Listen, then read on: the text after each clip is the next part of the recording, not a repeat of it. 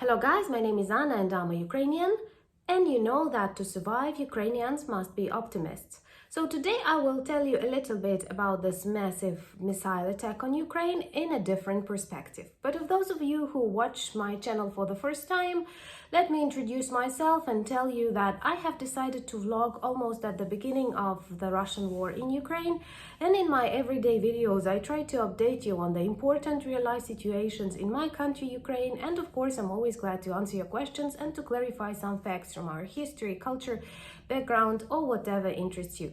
Also introduce yourself to our series Soviet Myths Debunked, where we speak about the Soviet occupation of Ukraine and how many of the USSR myths still fuel Russian military machine. Today's morning was almost traditional for Ukrainians because every Monday they like to throw hundreds of missiles, kamikaze drones and other ugly stuff on Ukrainian infrastructure objects to remind us that Russia is an Orkland. Because no other results we cannot see. By destroying Ukrainian infrastructures, they do not conquer new territories, they do not add them to the huge land of Russia, but they simply perform terror. That's why I'm very grateful to those countries like Poland, like Czech Republic and many others who have confirmed or think about confirming Russia as a terrorist state. There is no other description for this country than a terrorist state. Because what they do here in Ukraine, starting from killing civilians, shooting schools, destroying electrical infrastructure, which leads to blackouts and lots of other troubles, this is nothing else as terrorist attacks, massive terrorist attacks on the territory of free and independent Ukraine. Of course, this will not help them win, and let me explain you why. The thing is not only about Ukrainian bravery, morale, or the strength of our allies, but the stupidity of Russia. At the very beginning, they planned blitzkrieg, and maybe if they managed to take over Ukraine in just 3 days, that could have helped them become an empire, revive the USSR, or whatever. But pretty quickly, at the very beginning of March, it was obvious they cannot take Ukraine, and it was high time for them to stop and to escape from Ukraine. But they continued throwing old Soviet weapons, destroying our country, but making our nation and the unity of our allies stronger. And today, Ukrainian air defense works really well. And I will not concentrate on these various electrical stations that were damaged and soon will be repaired, or the roads that are sometimes hit by their missiles and then very quickly are repaired. And you know, in Russian social media, they often take pictures and they say, look, this was a hole of a bomb yesterday and now the road is okay in Ukraine. But in Russia, a hole in the road can stay for like years. And here is what I want to talk about.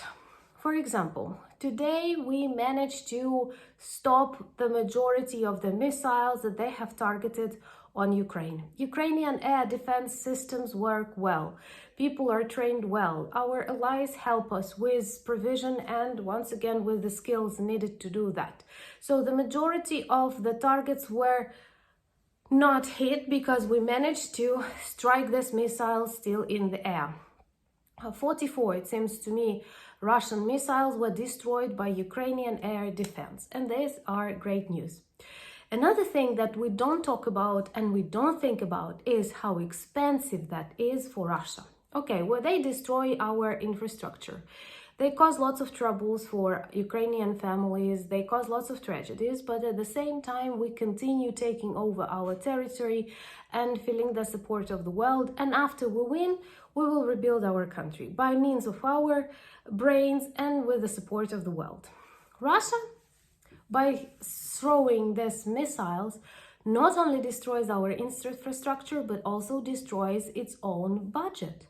Why don't we think about that? And today I have read in the media that, for example, the price of the missiles that they have thrown today on us, that they have targeted on Ukraine, were close to 400 million US dollars. This is equal to a budget of a Russian region.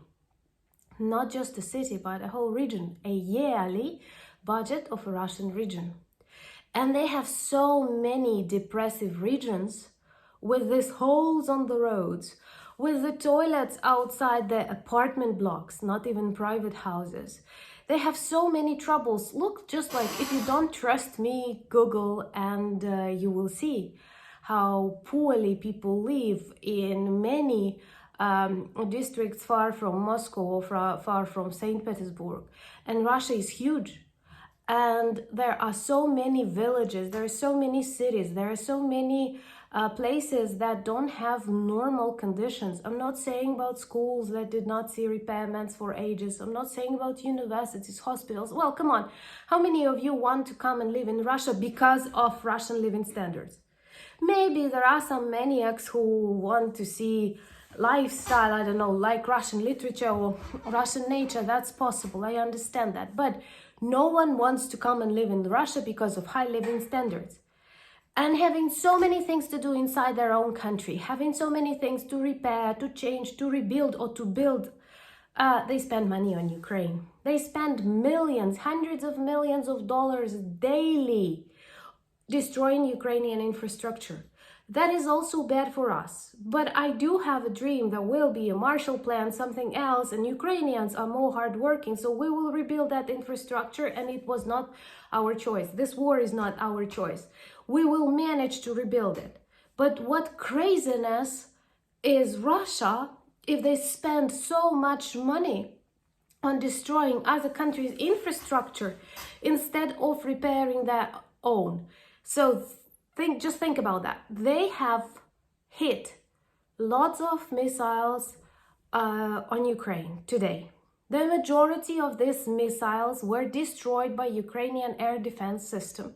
And as a result, they have spent like 300, 400 million US dollars today in vain. Because they did not manage to reach the targets they wanted. They did not make Ukrainians feel terrified. They just added up fuel of anger and confidence that we have to win this war. So when we think about Russia now, what we think? We think that they have an army equipped and treated as if it was still a Soviet army many decades ago. That they spend millions of dollars in vain instead of repairing their own lands, territories, schools, hospitals, and so on. And we don't feel fear to Russian people, to Russian soldiers, and to their supreme orc, Vladimir Putin. We feel like, I don't know how to explain it. I could not say surprised, but we are surprised at the level of their stupidity. And I don't know why Russian people do not initiate any, at least discussions, any public discussions. Why do we spend so much money on Ukraine? What for? Come on, think about yourselves. And so this morning I have spent in the sounds of the air raid alarm, but I have not changed my plans, and I went to do private detail pedicure. And it's perfect because it's in a cellar, like the salon is, beauty salon is in the cellar. So I did not break the rules of the air defense. I got my nails done and everything is perfect. And we were listening to a new Rihanna song, which is perfect to illustrate what is going on right now in the hearts of Ukrainians. By the way, did you listen to the song Lift Me Up or something? I'm afraid I can make a mistake.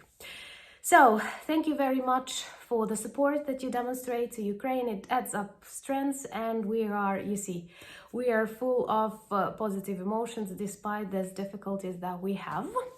Thank you for buying me coffee and becoming my patrons. I've got a little cold, so I will warm myself up with that tea and coffee. And most importantly, thank you for understanding Ukraine, feeling Ukraine, being with us. Slava Ukraini!